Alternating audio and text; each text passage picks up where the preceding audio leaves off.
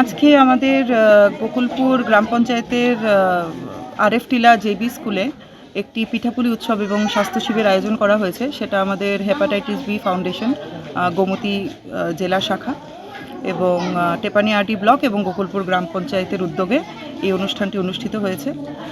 জিনিসটা হচ্ছে যে স্বাস্থ্য শিবির সেটা তো প্রত্যেকের জন্য খুব প্রয়োজনীয় এবং বিভিন্ন প্রতিষ্ঠান যেরকম হেপাটাইটিস বি ফাউন্ডেশনের দ্বারা কিন্তু আমরা দেখি যে প্রত্যেক গ্রাম পঞ্চায়েতেই এরকম হয়, আগেও হয়েছে, আগামীতেও আশা করি হবে। এবং পিঠাপুলি উৎসবটি হচ্ছে দিদিদেরকে উৎসাহ দেওয়ার জন্য। খুব আনন্দ করে সবাই ওনারা আজকে বানিয়েছেন।